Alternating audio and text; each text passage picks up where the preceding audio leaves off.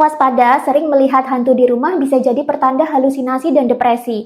Di Indonesia, banyak banget orang yang ketika depresi atau stres, mereka mengeluh mulai melihat penampakan-penampakan hantu di rumah. Entah di rumahnya jadi sering ada hantu, atau merasa ada makhluk gaib yang mendiami sudut-sudut rumah tertentu. Dan ini dianggap berkontribusi ke kondisi stres atau depresi yang mereka rasakan. Banyak orang menyalahkan penampakan-penampakan gaib ini sebagai faktor penyebab stres dan depresi yang mereka rasakan. Jadi mereka merasa kayak diganggu makhluk halus begitu. Padahal bisa jadi ini bukanlah penampakan gaib betulan. Ada sebuah cerita yang pernah terjadi dalam kasus hipnoterapi. Seorang klien merasa di rumahnya ada gangguan setan dan ia yakin banget setannya mendiami titik-titik tertentu di rumah. Menurut klien, gangguan setan inilah yang membuat dia stres. Akhirnya hipnoterapisnya pun diundang ke rumah untuk melakukan pembersihan. Tapi yang namanya hipnoterapis tentu saja tidak melakukan pembersihan gaib betulan, melainkan memberikan sugesti tepat di titik-titik yang dikatakan kliennya sedang dihuni oleh makhluk-makhluk gaib tersebut. Setelah dilakukan serangkaian hipnoterapi di titik-titik tersebut, ternyata klien tidak lagi melihat ada setan di situ. Dan ajaibnya, stres dan depresi yang dia alami juga berangsur-angsur sembuh. Ini membuktikan bahwa penglihatan gaib dan gangguan setan yang dialami oleh pasien merupakan halusinasi dia sendiri yang berasal dari tekanan di pikiran. Memang orang yang stres atau depresi itu sangat mudah sekali mengalami halusinasi, sebab sudah terlanjur membudaya dalam sosial kita bahwa setan itu akan selalu mengganggu manusia yang pikirannya sedang kosong alias sedang tidak sadar. Orang yang stres atau depresi, pikirannya biasanya kosong dan dalam kondisi tidak sadar. Jadi tidak semua penampakan makhluk gaib itu karena gangguan setan ya,